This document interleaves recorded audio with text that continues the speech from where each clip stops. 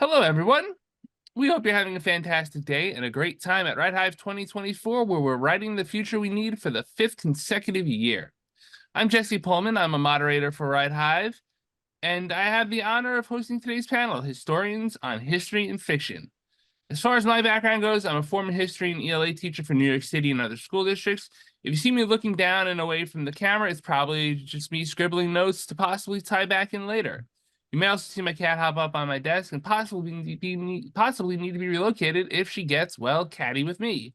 At 5 years of age, WriteHive has built up a huge repository of information and prior events.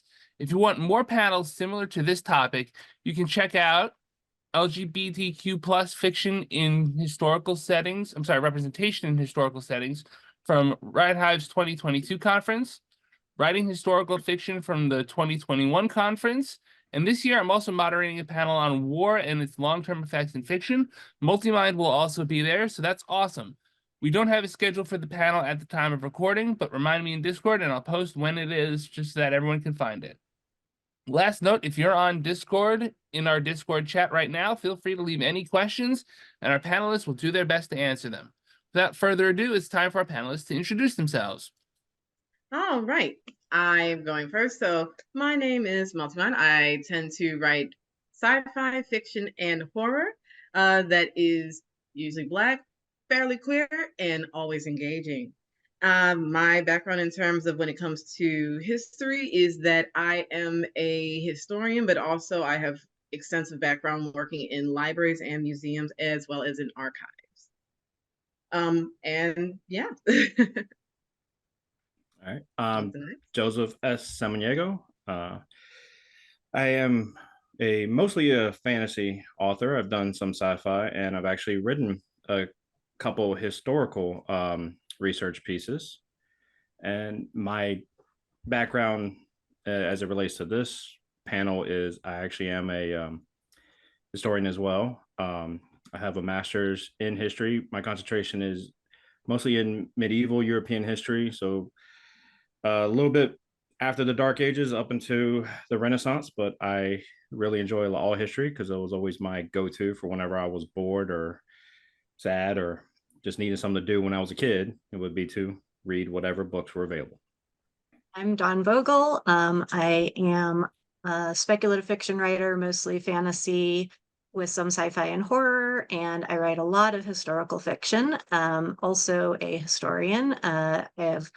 My undergrad was focused on medieval studies, similar to Joseph, but my master's degree was in German immigration history. I started working on a PhD that I did not finish that would have also been about German American communities in the Midwest. And I am one of those rare folks with a history degree who has managed to work in the field since getting my degree. So I initially worked for the Papers of Ulysses S. Grant, which was a project where we were publishing those. And I currently work for a consulting firm that does public history. So we write a lot of books for usually federal agencies, sometimes other agencies or organizations, and we do a lot of interpretive history or museum displays. Awesome. So we're going to do a thing where we alternate who starts each question off. So next up should be, if I've got this correctly, Joseph.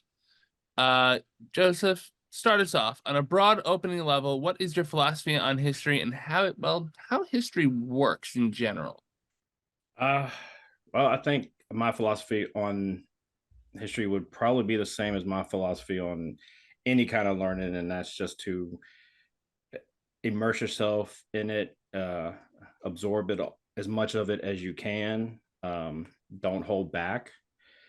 It's never going to be pretty, and it's never going to be something that is, it's usually 9 times out of 10 never going to make you happy, and it's always going to leave some kind of negative vibe to it.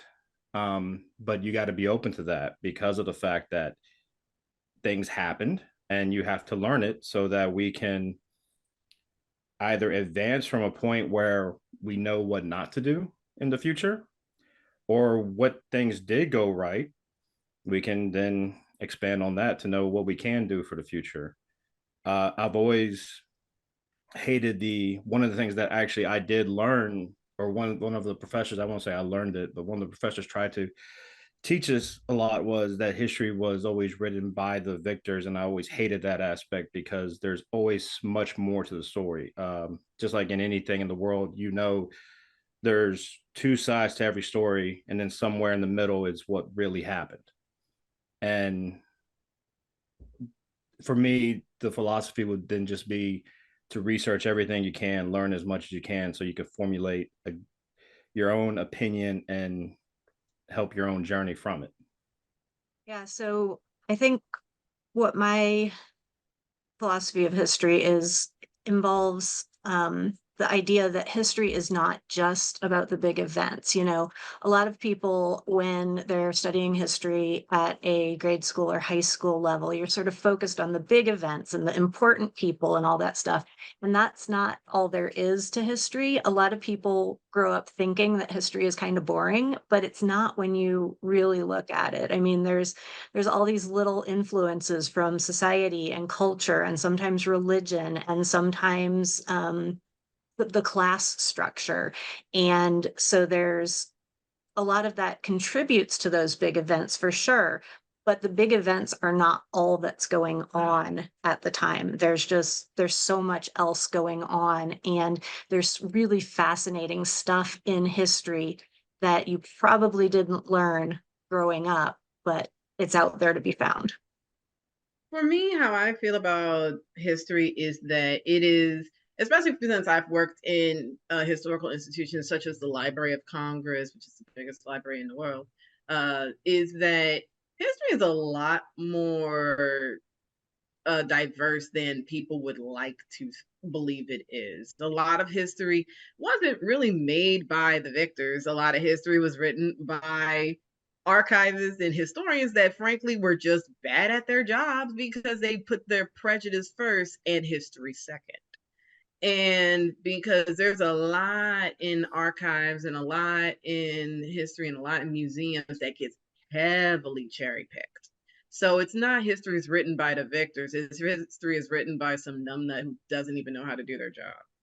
It's really just that it's a lot more diversity. There's a lot more like queerness in it. There's a lot more gender diversity, racial diversity, everything. Everybody existed back then, just like they exist now. So I don't believe that history is written by the victors because that's not true. And not only that, but also like there's many, many times where the people who weren't the quote unquote victors wound up still writing their history because sometimes they wrote it, they spray painted it across the victor statue. Love it. So let's talk a little bit about the challenges of including real life history in a work of fiction. Dawn, what do you find to be some of the biggest stumbling blocks when taking something that's real and making it a little fictional? So this goes back to that old saying, sometimes truth is stranger than fiction. There is so much stuff in history that when you put it into a story, people are like, there's no way that's what happened. And sometimes it really is what happened. Like, you can't make up some of this stuff, you know? And so there's just, there's so much in history that you can find, but at the same time, as a person who's writing fiction, you have to be able to make it believable enough, which seems contradictory. But at the same time, I've run into situations where I've done a bunch of research, written a story, sent it out on submission, and get responses from editors that are like, this doesn't seem like you've done enough research. This doesn't seem realistic. And I'm like, I'm just telling you like it is with some fictional characters added in. So I think that's the biggest challenge that I've run into is just finding something that is unbelievable enough that even in fiction people are like, no, I can't buy this. Yeah, I think the greatest way to actually put it, I've read this on several writing blogs, honestly. And because, yeah, as an archivist who has digitized a lot of stuff, especially transcribing people's personal journals throughout history, there's a lot of stuff that honestly I went, wow, man, if New York Times puts this on the cover, it's going to change a lot of things. But it's just that truth is truly stranger than fiction, and people are really, really weird. Even back then, honestly, I've seen arguments that looked like it came off of a Facebook chat, but it was from the 1700s. So nice to know that nothing changed, just the technology. But also it's just that just depicting 2020, if someone wrote it down, it's going to sound like it would sound like the worst dystopian novel ever. There was a big plague in the middle of a big election, and there were also murder hornets, but nobody know what happened to that. And so it would sound honestly like someone just stepped off the dock and wrote whatever and sent it in. And if we didn't have actual news reports that were doing this actual stuff, it would sound like really, really, really bad fiction. Instead, it was our reality for the entire year and plus some change. But definitely, yeah, for me, my experiences of the biggest challenges of including real life history in a work of fiction is how much history it is, because history sprawls. It's not one isolated event. I wish it were, because of the works I've worked on and stuff, because it's always something that led up to that point, and there was always something that led up to that point. And it's really odd about how a lot of people's lives intertwine, even in ways of both seen and unseen. So it's really, for me, it's that. And also I've had the same thing too, where I've sent off a story and the editor would tell me, oh yeah, this isn't good enough research. And I'm sitting here going, this is exactly what research told me. And stuff. It's almost, sometimes it makes me frustrated that if I ever had access to a time machine, I would just sit here like, let's just go and watch. But it's really, can be difficult in terms of like knowing when it's time to like truncate in, or to just simply not go too sprawling, because it's amazing how far a person can go. Yeah, I think, not to like repeat everything you said, both of y'all said, because that's exactly really is truth is always going to be stranger than fiction. And I don't know how someone never in the 50s or 60s never wrote a dystopian novel of 2020 that could have even compared to what happened, because what happened was just totally just way out. But yeah, someone missed a good opportunity years ago to write that one. Oh no, some did. I working at the Library of Congress, they had some pretty good ideas. I was like, wow. Oh. Well, see, and that's the other thing. We should have been prepared. We should have been at least somewhat prepared for it, but a whole nother topic. I do feel that the other challenge would be when people want to read fiction, I guess sometimes they get this idea that the stories shouldn't have any kind of history or truth in it. So it's because then you're trying to, or not, you're not trying to, but then they feel like you're trying to break their perception of what they feel has happened, or what they want to think. And you're, a lot of times, especially if you're writing a fantasy novel, you're writing a novel, and that has a good story, or at least you want it to be a good story. So I think it's just kind of like you had mentioned, MultiMind, about if the New York Times put something on the cover, it would make people change the way they think about something. And I think that's a good thing, but I don't know. I guess that would be a challenge for a lot of people too, would be that they don't want to change the way they think, because it's easier to accept something that's less, I guess, less challenging to them, if that makes sense. I worked in libraries. I agree. And I worked at the National Institute of Health during the pandemic. So I double super agree, because it's amazing how people were like, this is a pandemic.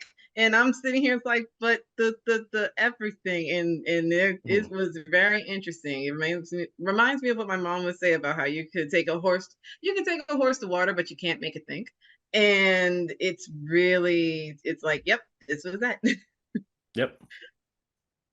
So we've touched on the next question already a little bit, and I'm going to pass this one, start this off with MultiMind. How do you know how much research and/or planning to do to make your world believable? Because if too much research can make it unbelievable, how do you balance that? And also, let me add in, What are some resources you might use to do that research? For me, one, you already writing fantasy, so I mean, you don't go for as unbelievable as you like. Sometimes it's a good thing for me because I was writing fantasy because it's like, oh, I'm already in the realm of fantasy. So if they go, this didn't happen, like, yes, it did. It really is fun because it gives you room, it gives you wiggle room to also throw in fantastical elements if you want to. When it comes to how do you know, like, how do you know how much research to do and so on and so forth, as much as you can to be able to, at minimum, answer a question of, okay, they go from point A to point B. How do they get there? Okay, they need to talk to somebody in the scene. How did they do it? And you can answer it with relative decent ease because, I mean, Dr. King did not have a Snapchat. Wu Chang-un did not have a Wattpad, so we should not be seeing smartphones in the 60s and in way back in histories and stuff. The way somebody would be able to get a message from like New York to Seoul, Korea would take days, if not weeks. How can they notify someone so fast? You know, it's really, and also then there's the whole like how technology changed, like the floppy disk, the fact it was a floppy, an actual floppy disk, then it became a hard disk and things of that nature and stuff. You know, that's as long as you can handle the basics, because no one really is really living a metacognitive version of their life. They're just doing and stuff. They're on the computer because the computer is what's the most common piece of technology today and stuff. Whereas 10 and 20 years ago, they might have had a computer depending on what, if they had the money for it, or they might be writing a letter. Just the more common the technology, the more what the regular, everyday, average person used is usually that's what should be hosting that character, and also that should be hosting whatever environment. I actually really did like, and also ideas and perceptions change. I really actually liked when Marvel did I think it might have been in Civil War. I have no idea. They have so many movies. But pretty much when Tony Stark was in back in time to look for, in I believe the 1940s, and I remember thinking, because I'm a historian, so I'm looking at Tony Stark's entire face, and I'm going, his beard and his mustache should be getting him clocked right now.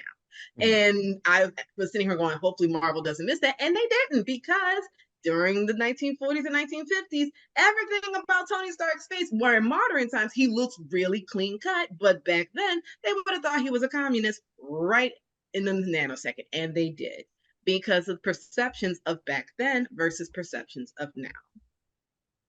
So it really varies up, but pretty much as long as you can kind of answer those type of questions about your characters and what they're doing, it should be fine.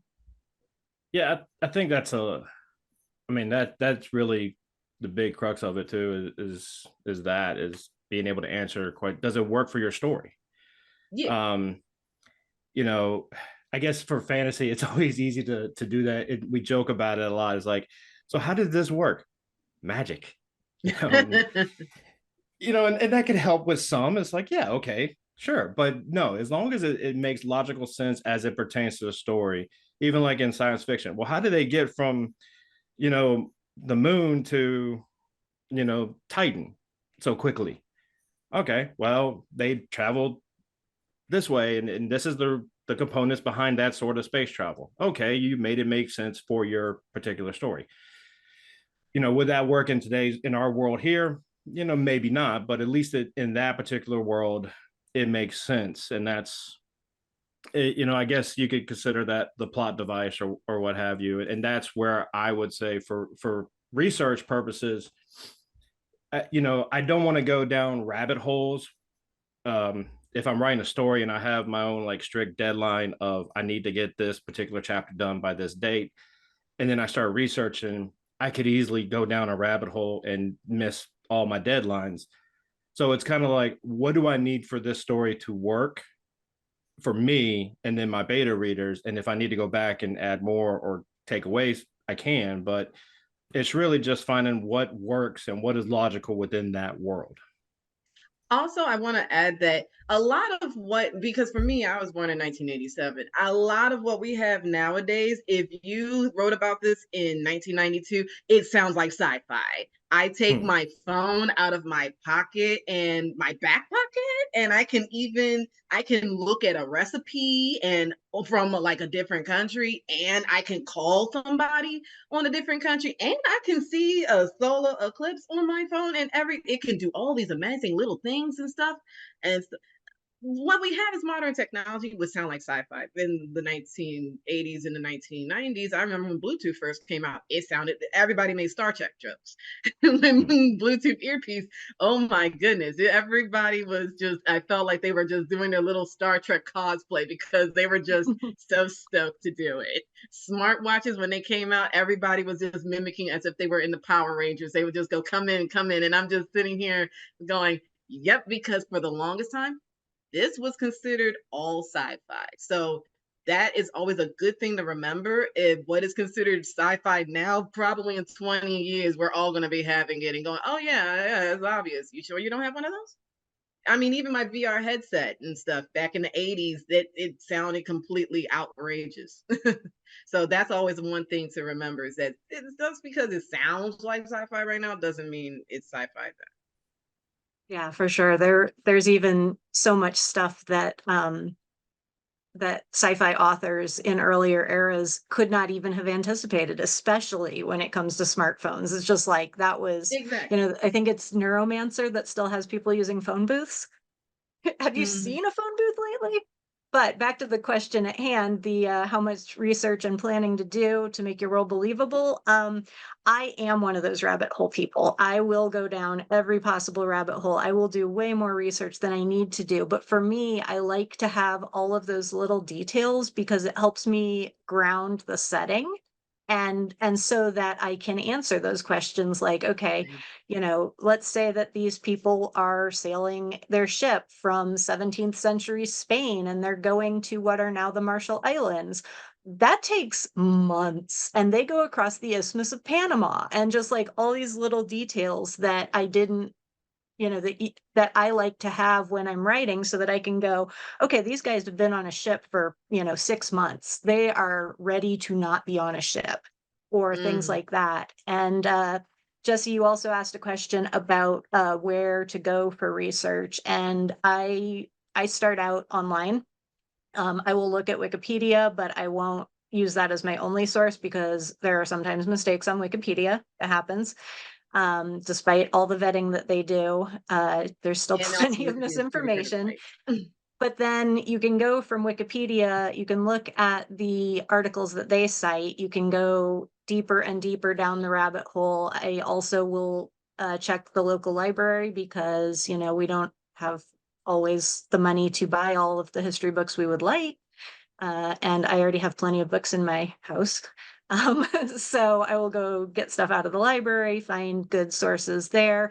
And like MultiMind has said, you can't always trust what historians have written, but you can at least look at what they've written and maybe do some reading between the lines and go, okay, so they're saying this and they're saying this, but what's the real story? And you can tease that out if you have time to go do research in archives. But unfortunately, most of us don't, or don't have access to the documents we need. So online and local libraries work for me.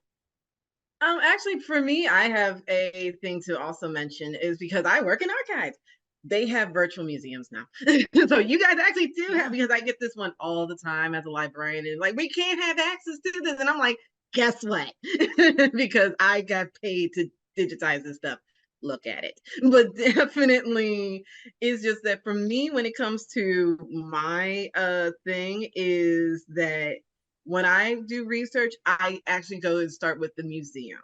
And also documentaries are your friend. And for me, when I research anything, I start with female historians. I start with queer historians. Then they do exist. Tumblr has a bevy of people, honestly, such as POC in History Tumblr. There is also, for me, I follow on Facebook, I think they might be on Tumblr, which is Hidden Historical Archives, which talks about lesser known things of history. There is Blacks in History, which they have, I think, a Tumblr, a Facebook, and a Twitter and stuff. Like, they're there because historians, they have access to the same internet everybody else does, and they're definitely dumping all their information online. So for me, I've noticed when I talk more about when I look at more history stuff, I tend to look at people queer writers of history, like, because when you look at just like the white dudes or the men of history, they leave out a lot. Wow, that the male ego is very myopic. So they miss so much, which are details that you do need for your story because of how people travel, how people talk to each other, so on and so forth. So definitely look around as much as you can. So if you do see a white dude, find at least 3 or 4 people who are who are either not white or of the background, and just go with what they say as well, because everybody recorded their history. Even if they go, no one did. Yes, they did. It's just got burnt or it was hidden away. But I guarantee you, it does exist. There are virtual, like I said, virtual museums. Unfortunately, I've been doing genocide research for my work. So from the German Holocaust to like the Cambodian killing fields, documentaries exist where they sit people down on the camera. They have virtual museums where you can actually, it's like you're walking through the museum itself. And also because of the pandemic, a lot of these museums went more and more virtual because it's there. So all these I guarantee you, all these museums are going to have something, and if not, Tumblr will definitely have something, because the people who work at those museums most likely have a Tumblr. It's almost a joke how much we're there, but definitely it exists. The history exists. And also make sure to have a little I would have to say like a little notepad on the side to just copy paste links to refer to at another time. And not only that, but video games are starting to catch up. I think video games are great, actually, because, for example, I think it's Revolution 1979, which is about the Iranian Revolution. I really, really like that one because it also puts you in the shoes of people there. So you can't screw up the history when you see what you are limited by and stuff, such as, or The Darkest of Our Times, which is based on Germany, from when Germany first started out in Nazi Germany started out in 1938 to how it finished out and stuff, from the eyes of the regular people and stuff. So, and which is a lot better because that way you're not seeing the hoity-toity stuff. You're seeing the regular Joe Blow, what they were doing when they were just reading the newspapers and so on and so forth. If you have a virtual reality headset, there are so many different things available in VR world where you can, that is historically based. It's really, really wild, from bombings to just simply knowing what it's like to be a miner, like a person working in a mine in the 1800s. Like, there's a lot that can really fully flesh out what you're doing. But also, people of those histories, they do talk, they are getting their voices recorded. I'm doing my next book that's coming out, the Harley Quinn, references the Tulsa Massacre, but does not deep sea dive in it at all. But it's just that even with that, I'll be using a historical note to show that, hey, to reference it, since I won't be talking about it much in the book and stuff.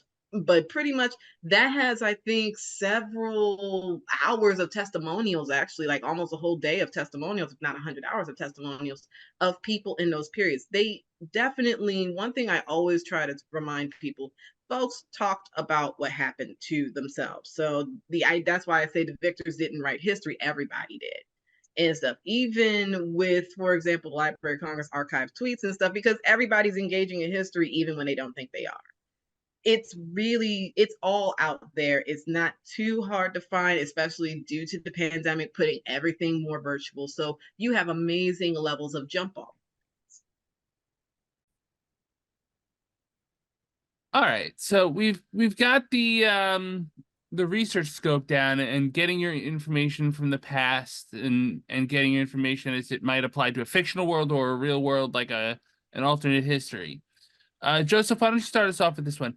How do you balance that historical accuracy that you've gotten through your research versus things like info dumping, versus things like getting a plot flowing? How do you have history work for you and not just be a thing that your story has, but doesn't put into practice? I think a lot of it's going to also just depend on what your end goal is.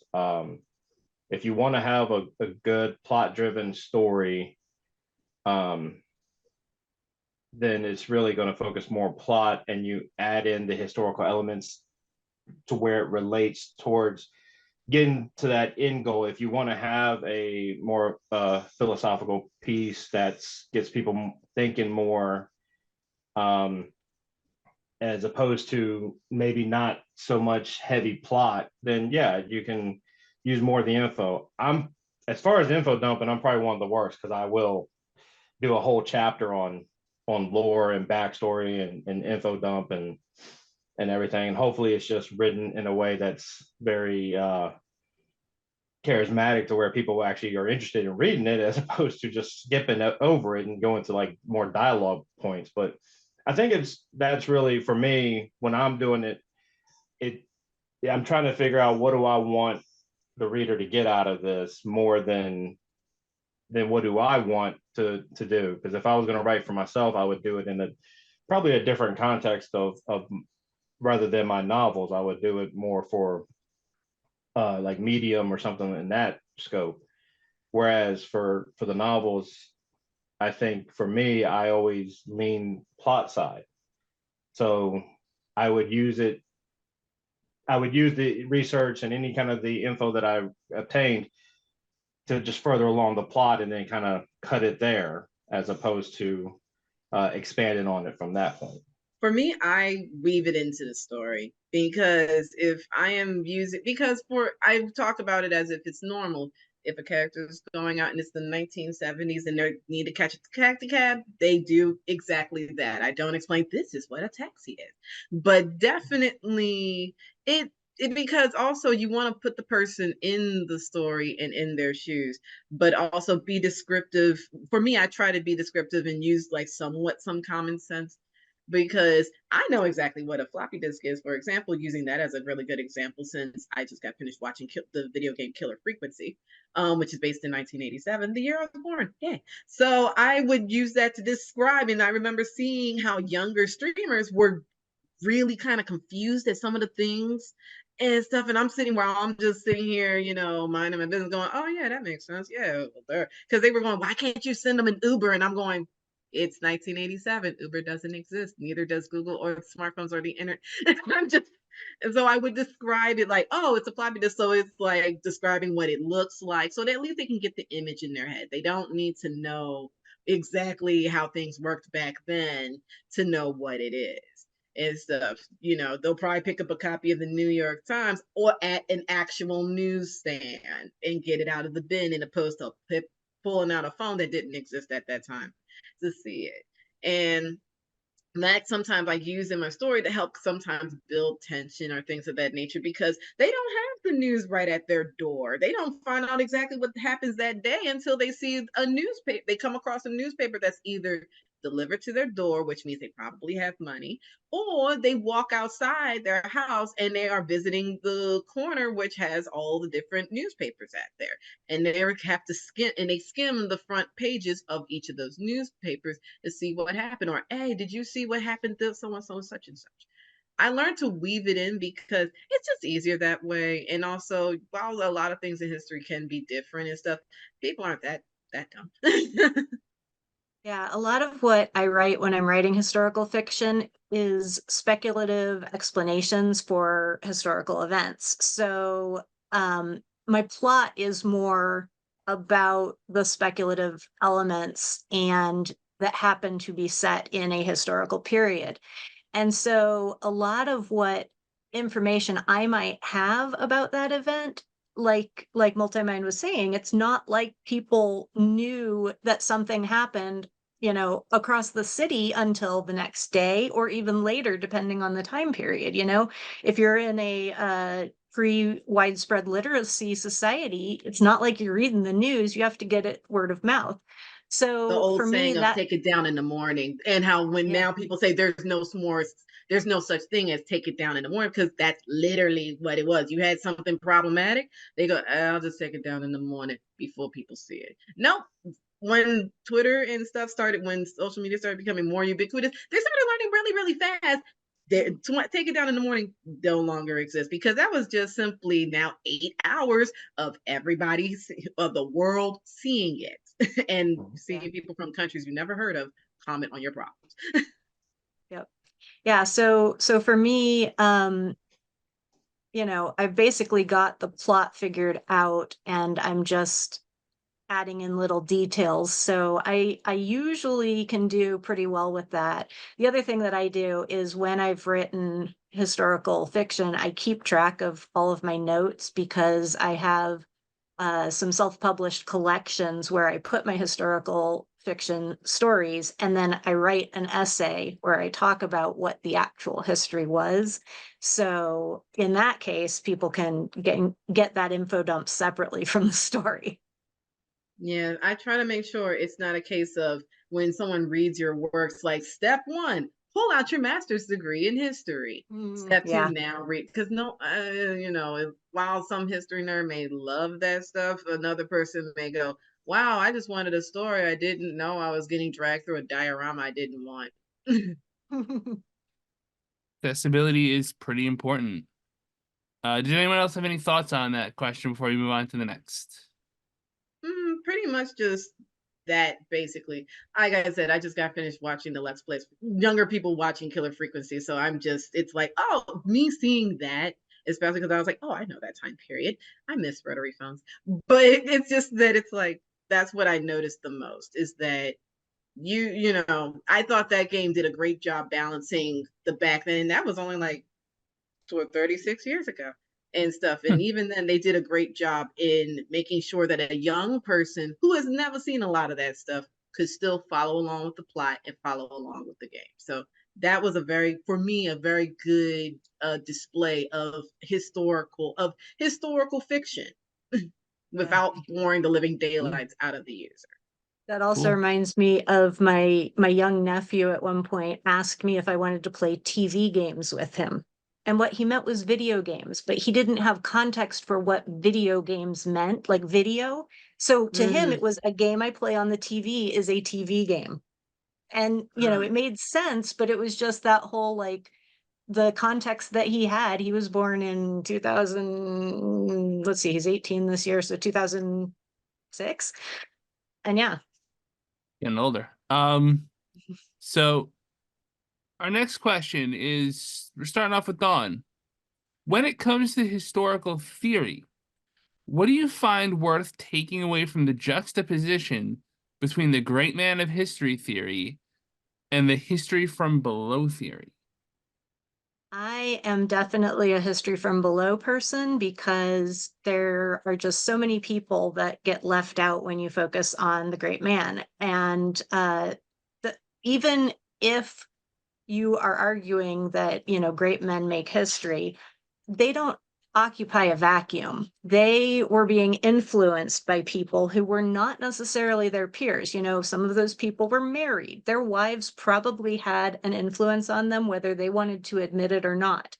Their family members, if they're in a situation where they had servants of some sort, those people did have an impact on them, and more than you probably think. So yeah, I'm not a big fan of the great man of history theory at all. It is there and people do go by that, but I don't think that anyone who is considered a great man or a great person in history really occupied a vacuum. And so it just doesn't make sense to me.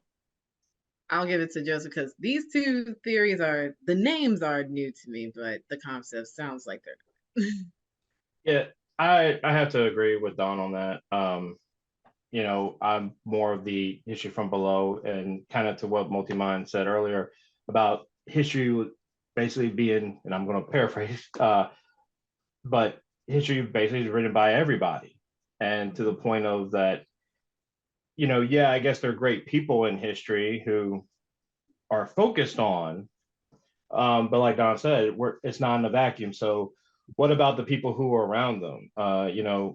In business, people always have this thing of like, you're as good as your team. So yeah, the manager or the CEO makes all these headlines and oh, they're great, but they're only great because of the people around them and the people who worked for them and the people It took a who chance on did them. everything, basically. So yeah, you have a general. Yes, Alexander the Great. We know about him, but he only was able to do the things he did because he had thousands of other people right there with him doing doing the fighting for him basically, and same with any other great person in history. They were there. They got to that point because of the people who were with them, around them, helping them, whether they wanted to be there or not. um, that's that's where the history came from, and that's where the greatness came from. It's from everyone else there. So yeah, history from below, or as I've just seen it, also history from the bottom is that's more, I would say that's the more real history. Me, upon hearing these, is like, I think I prefer a bit of a combo.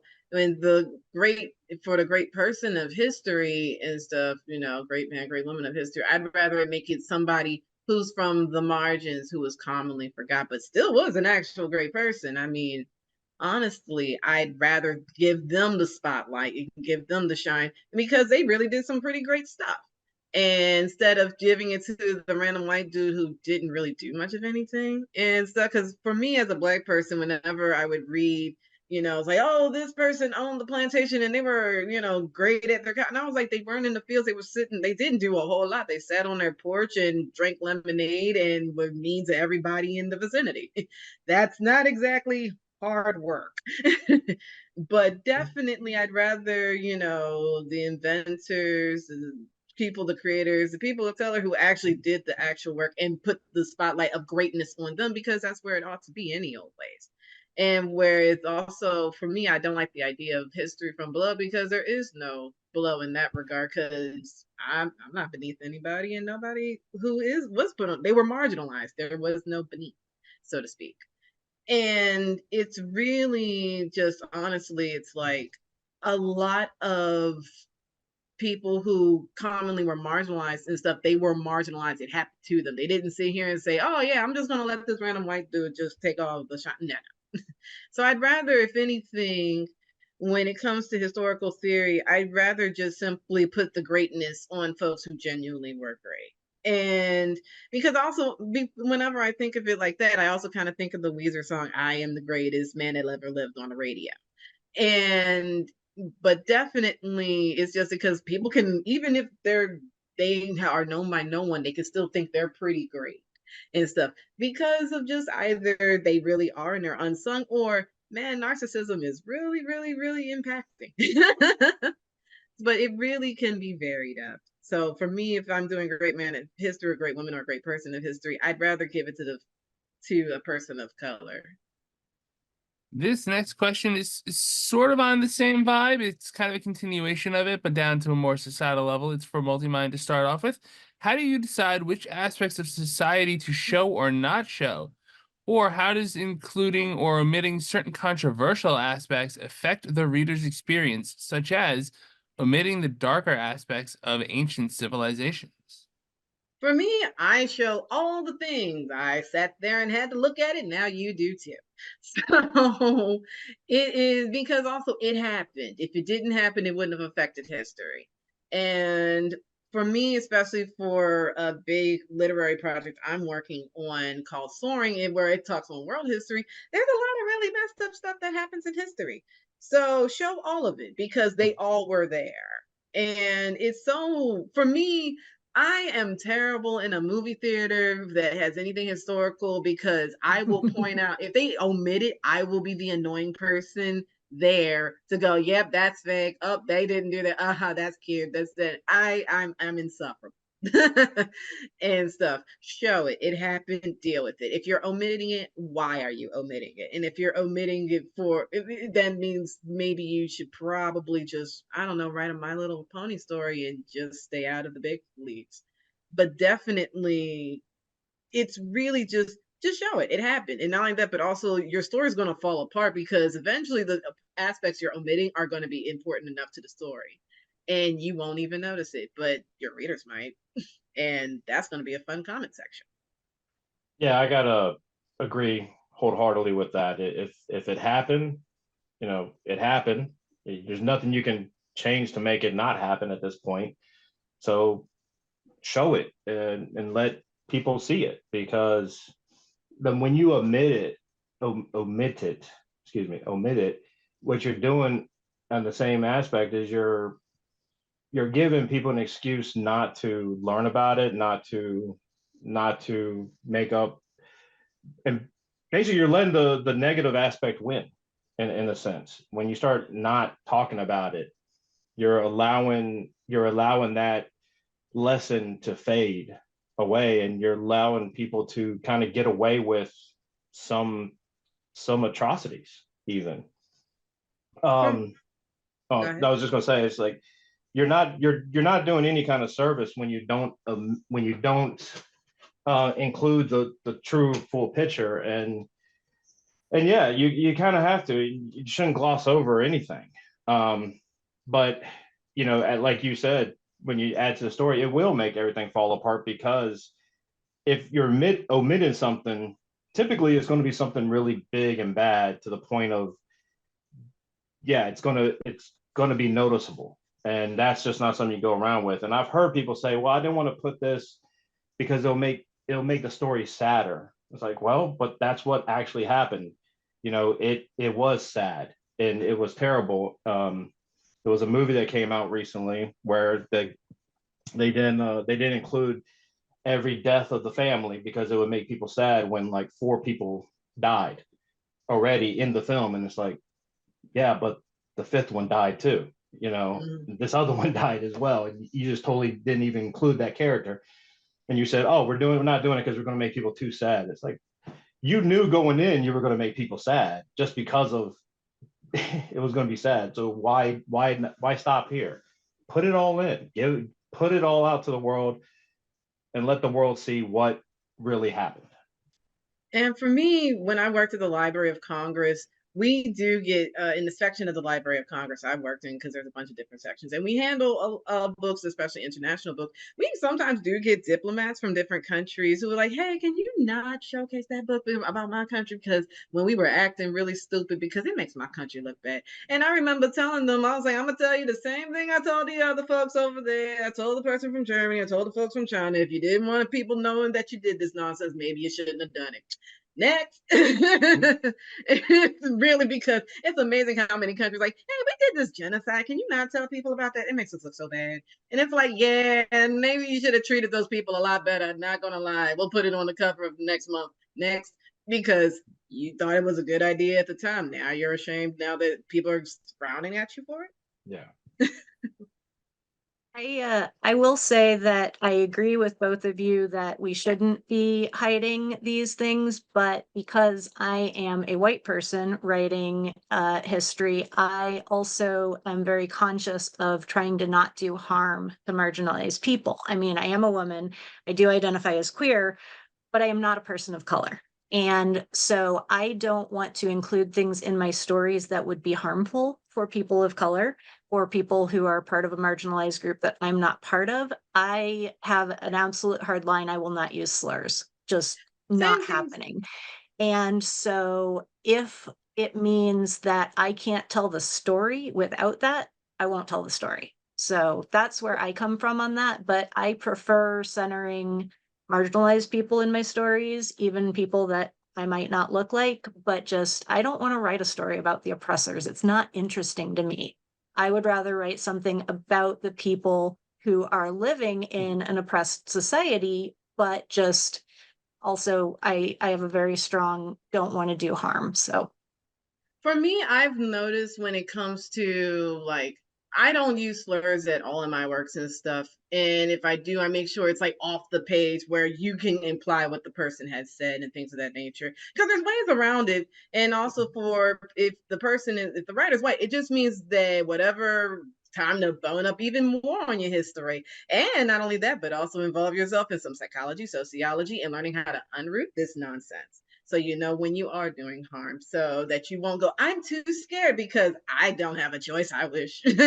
But definitely to know how to be sensitive. That's what I've noticed more recently. They've been a lot better about sensitivity, about describing really not great history, so that you can still talk about it, but not in a way that's continually harmful for the marginalized, but will definitely make those who were doing the marginalization really, really like tense up, which I like.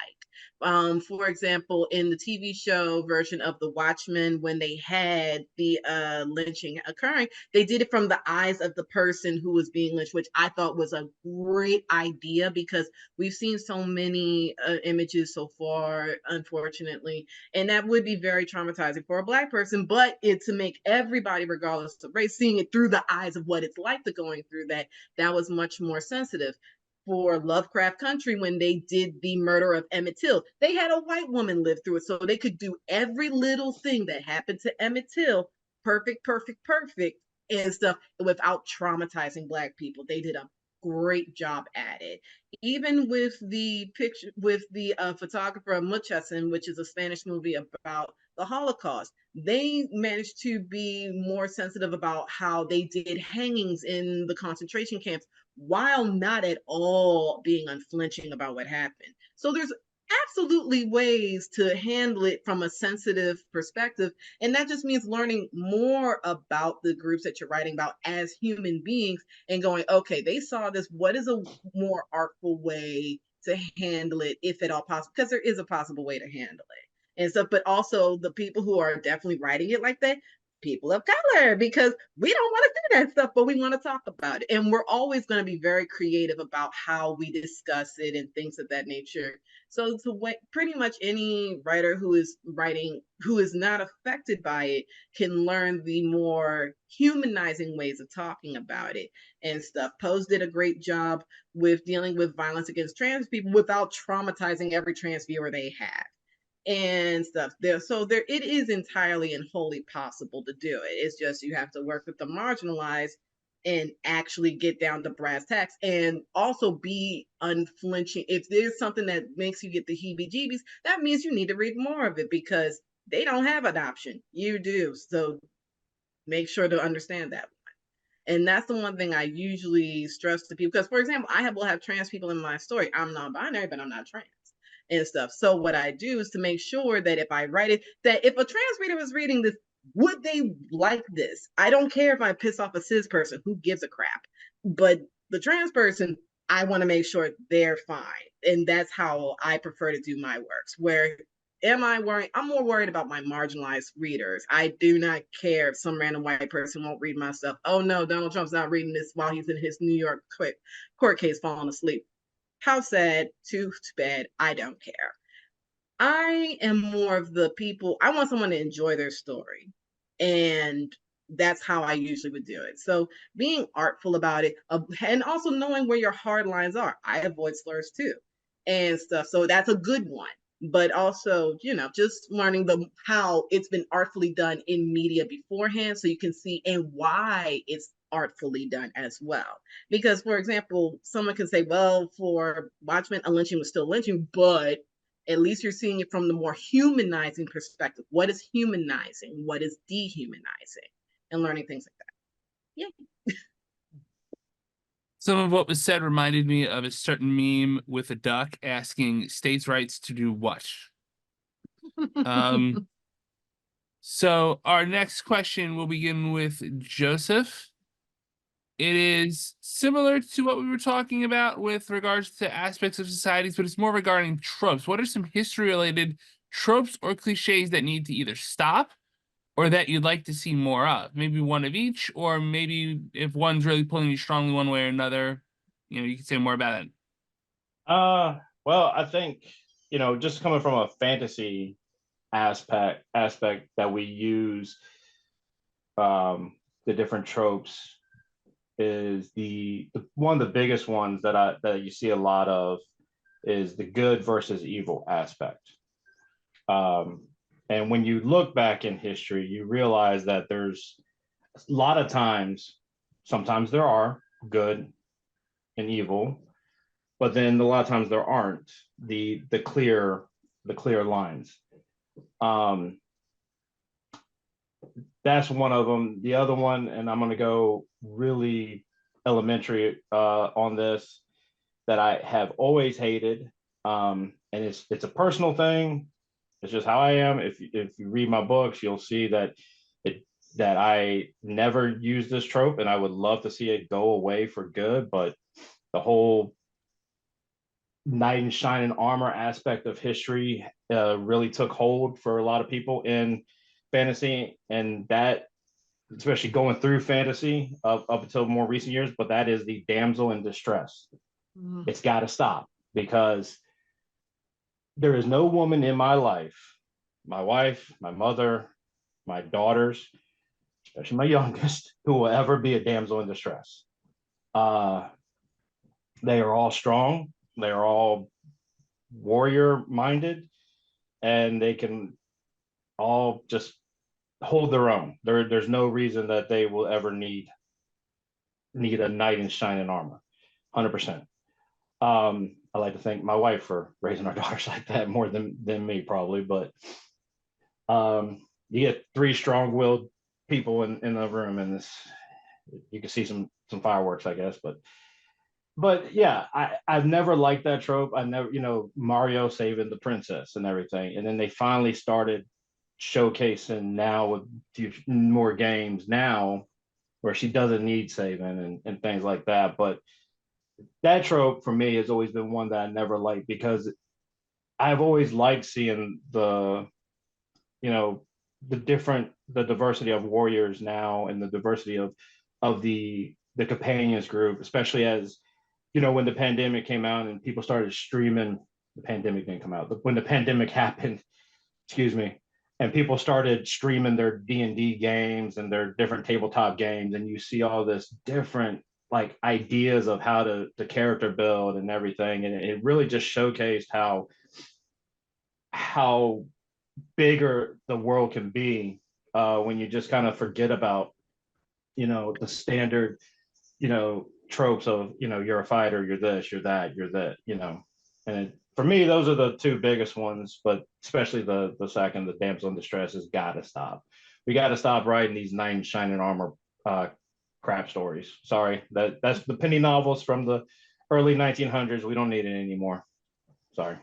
The trope that I would like to see go isn't directly history related, but it's the idea of taking a story out of its historical context and plopping it into a different time period without looking at the ways that changes it. And one of my big beefs is with Pride and Prejudice, and people taking Pride and Prejudice out of the Regency era, plopping it into a different era and going, yeah, this is fine, we're just going to leave it exactly the same. I'm like, no, if you don't understand the historical context that you're pulling it from and why that historical context informs the story, you can't just throw it into another time period and say this is fine. You have to look at how it changes the story. I mean, and yeah, so that to me, I like the idea of having a story taken out of its historical context and put into a different one, but you have to look at how that changes the story. And so things like modernizing Shakespeare, it's cool, I like it, it's fun, but at the same time, some of it doesn't make sense anymore when you do that. And so I think for me, it's just, if it doesn't necessarily need to stop, but if you're going to do it, do better. For me, when it comes to if I ever had any damsel in distress in my works, it was because I would damsel the guy. I always like doing that that's because fun. it's always a lot of fun. Because it's also because I've had to do that in my actual life, because I have a background in martial arts and a litany of skill sets. And I remember that one of my guy friends actually saying that when I had to repair their car and everything. They were like, "Are you damseling me? Am I the damsel?" And I was like, "Yep, pretty. You are." Well, and they're just sitting here and they just sat with that. And it was a funny experience, honestly, because they had a daze on their face where they're like, "I'm supposed to save you, and you're the one who has the impact wrench in your car to save me." And I'm going, yep, everything Duke Nukem set you up for, he really set you up, I guess. But definitely when it comes to like history related tropes, the idea that it's always, you know, white folks and stuff, it's very like no matter what happens in history, it's always going to be a white person involved. It's so boring. I'm tired of it. And also, you know, when I see stuff such as, you know, Shakespeare and stuff, I English major, but it's like I'm tired of it. It's like Shakespeare's been dead for 400 years. Y'all can stop deep throating him and come up with something new. It really is just honestly like it's annoying for me. It's boring. It makes me like go, man, this person can't write. It really is just, it's like when it comes to history, I'm tired of it being guys only. I'm like, what happened to the queer people in history? What happened to the women in history and stuff? It really, because it's like, why do they all disappear? They didn't disappear back then. They certainly existed. So it's just that for me, it's like it doesn't make sense and stuff. I like a story that, yeah, you don't have to know every little detail about history at the time, but at least make it plausible and stuff. It's like, so there were just no queer people at all, because for me, I'm a historian, so I've had to work on all these archives, so I just have a better idea of what actually happened. I'm going, wow, there's a lot less people of color and stuff. And also, one thing I think folks never really notice that I only just learned recently through the pandemic is that they used to have in photography this process called killing, where if you took a picture full of diverse people and stuff, they would take a hole punch and punch out the faces of people of color so they knew where to crop and stuff. That's also why when you see people of color on the outer edges of any picture you see on the internet, those are called the croppable edges. So that way you can just, with a click of a mouse, they magically disappear.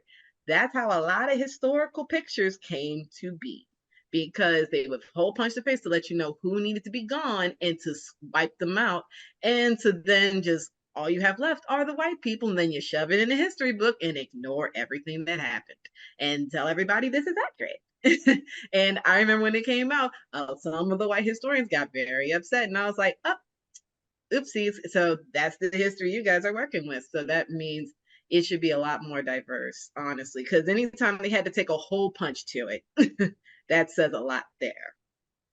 Did not know that about the hole punching. Thank you for that. Yeah. Didn't know that. So for our next question, we're going to talk about not so much tropes, but strategies. And Dawn, start with you. How do narrative strategies differ when creating alternative takes on histories? I know you mentioned the Pride and Prejudice thing, and I'd like to know how you would fix the problem you identified. Well, for something like that case specifically, I mean, I think it's just a matter of either you find a period in time where the context still makes sense, or you figure out what part of the context no longer makes sense, and you figure out how to remove that from the story without utterly changing the story. I mean, Pride and Prejudice is kind of my go-to example because I've seen a lot of versions of it. I've seen it done different ways, and without getting too deep into the history of entailments, which is a whole subject, it has to do with land ownership and inheritance. Without that aspect of it, it doesn't make sense why those girls have to get married. And so, you know, when you're doing an alternative take on history, it's really just looking at, if I change one thing, how does that cascade? And how does that impact everything else?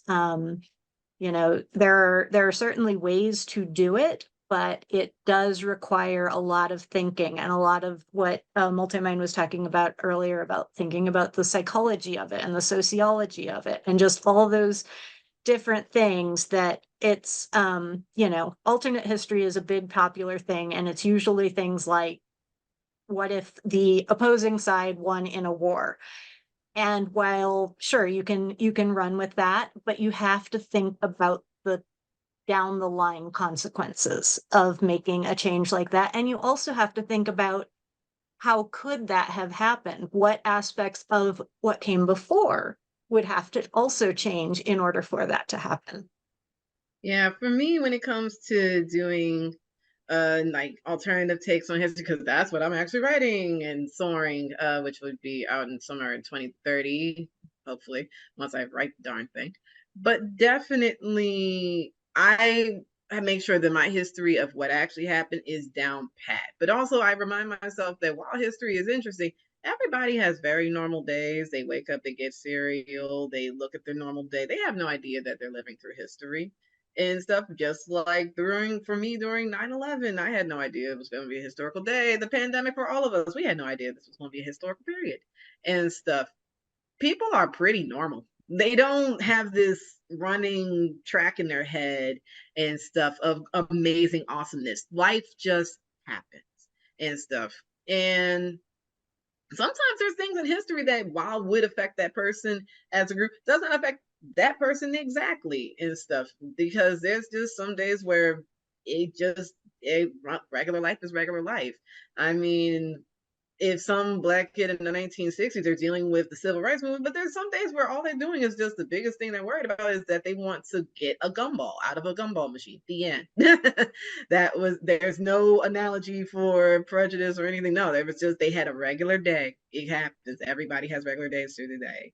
And pretty much with narrative strategies is just learning how to know when to nip, to tuck, to bend, to this, to that and stuff, so that you can kind of graft your story, the alternative, into actual history, so somebody can be like, yeah, that's pretty plausible, yeah, that could make sense, and so on and so forth. And opposed to, and even if you're going to go, well, everything happens in a crash and a boom and stuff, that can happen as well. There's many times in history where, 1 minute things are fine, next minute things are not. 9/11, for example, for me and stuff. Nobody could really see that coming. Some random person buying a pizza on the street had no idea that they were going to see that and stuff. So at least make it more accurate and look at what would happen down the line, what would be notified, what would happen, how would people respond to that, and so on and so forth. And look at things in history where surprises, where life came at a country fast or came at a person very fast, and see how they handled it. Because people will also be people, and they're going to people.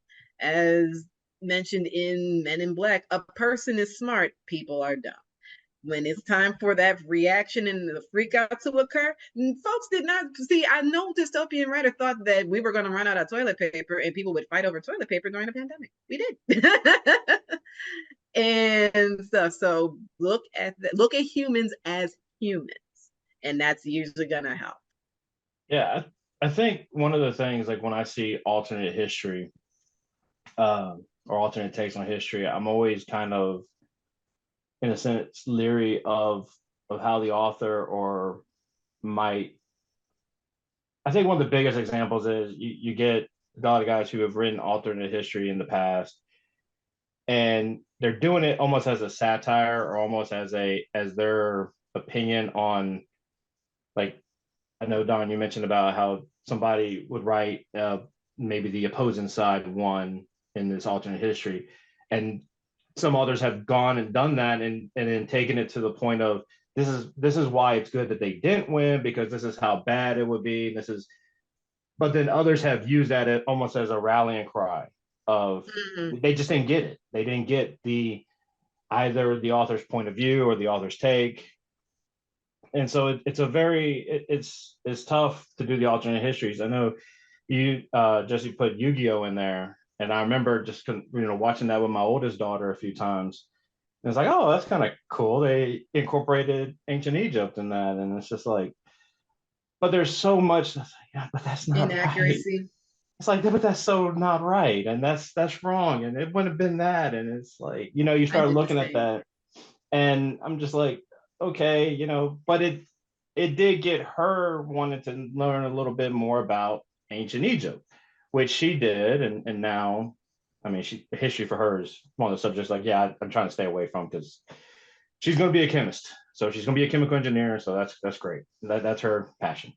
But it's just one of those things where I guess the creator has to also know the audience as to what are they going to, maybe how they're going to interpret it. I'm sure some of these authors that wrote about different other armies and nations winning these wars that they didn't win in real life in this alternate history, I'm sure some of them were trying to say this is why it would be bad, but then that's not how some readers took it, and they eventually took that as, see, we should have won. It's like, no, you shouldn't, because you guys are idiots, and your whole justification of war was an idiot. It was idiotic and inhumane. Going back to Jesse's duck meme comment, which I still can't fathom how people don't understand that. But that's a whole nother topic, I believe. Yeah, sometimes when I see alternate histories, and for me, because I'm part of why I'm writing the one I am, mine involves world histories, which means I have to look at, that's why I have to look at genocide all around the world, because that has to be one of the topics. Welcome to history. But also, I don't want it to, for me, I've noticed it's really white when I see the alternative history. It usually seems to be like some white dude who's really jonesing for, the did if the Nazis won, it's like, bro, you're kind of jonesing kind of hard for that. That's a little concerning and stuff. It almost sometimes sounds like, dang, don't you miss owning people? Or wow, don't you miss like being awful with no consequences? Like that's how their stories really honestly sound to me and stuff. When it comes to narrative, alternative narrative strategies and stuff, it's like I'd rather just humanize and stuff. And because I have speculative elements in mine, I have to weave mine in and make sure it would make sense. So that way it's not, it doesn't sound janky or things of that nature. And since mine is not very like, man, wouldn't it be awesome if like some messed up group of people were able to be more messed up? No, I'd rather not. But yeah, Yu-Gi-Oh! I remember it's like watching it, and I was, because they were like, it's Egypt, and I'm going, okay, I know Egypt, and then I watched it, and I went, no, absolutely. I was like, where's I'm especially once they got to the blue eyes white dragon, and I was just going, all right, time to turn this off. Definitely. So we have one last question before we get to the wrap up. We're going to start with MultiMind, and I want to make this not a lightning round, but a quick round. What is one major suggestion you would make to someone who is trying to improve their use of historical practice in their writing? So in other words, take all the advice we've talked about here and maybe some stuff that we haven't talked about here and say, if there's one thing that a writer can do to be better, what would that thing be? Practice empathy and use virtual museums. They exist, use them.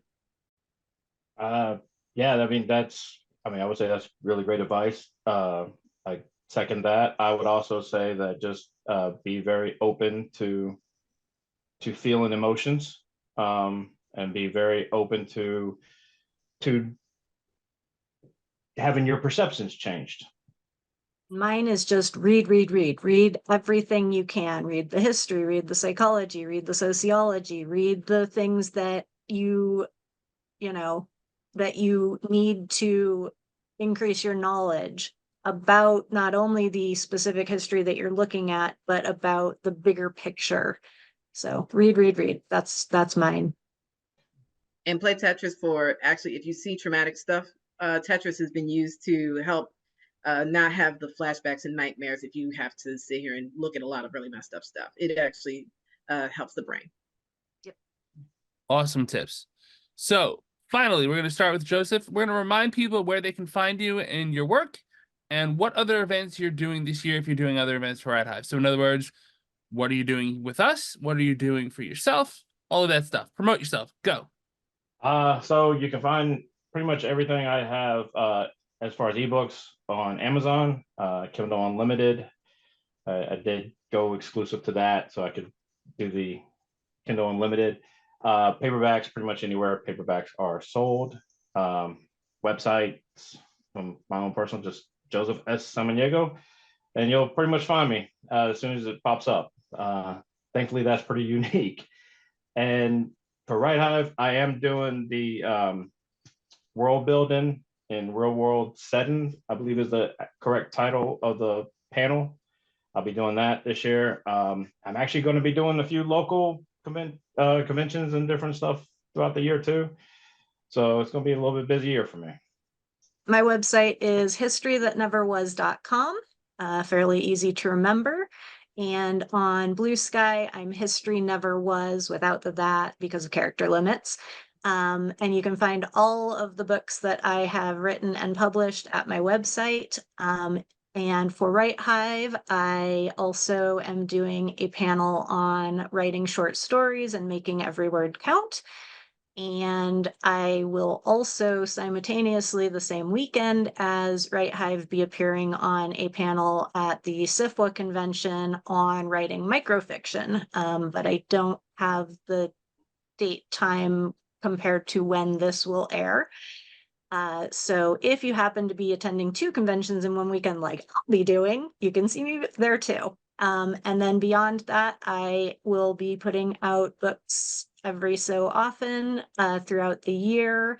I've got non-historical fiction stuff mostly coming out this year, but fingers crossed in November, I will have the 2nd installment in my superhero alternate Hollywood very queer-centered series set in 1950s out, and that's the title is Sure Shot in Las Capas, and then it will have a subtitle. Okay. Basically, for me, I can be found at multimindpublishing.com, and also I'm on Instagram as MultiMind Publishing, as well as I believe I'm on different forms of media. I believe I'm on Blue Sky as MultiMinds with a Z, and also I am on Twitter, not much really at all, with MultiMinds with a Z. But yes, my books are available everywhere that books are sold, as books, ebook, as well as audiobook. And also the audiobook for my current upcoming book, The Glass Man, is actually going to be coming out later on this year, narrated by Alejandro Antonio Ruiz. So you can look at all my media as well as look at my website at multimindpublishing.com. And I will also be on the War and the Long-Term Effects of War in Fiction panel as well on WriteHive. Awesome. Well, friends, that concludes our panel, Historians on History in Fiction. We here at WriteHive deeply appreciate you coming and checking this interview out, and we encourage you to check out all of the other wonderful events that we have going on this weekend, including the ones I mentioned at the start of the video. I also want to add, me and Joseph were on a world building and geography panel a few years ago. I don't remember the exact year, but it was a great conversation, and it's another one to check out if you're interested in history, because it's all about world building. So with that said, please be aware that WriteHive has a year-round Discord that hosts events and projects such as our weekly weekend write-ins and the Word Nerd Cafe. We'd love to have you swing by and talk writing, whether you're a new writer seeking advice or an experienced one with some to share. Thank you all. Have a great day. Bye. Bye-bye.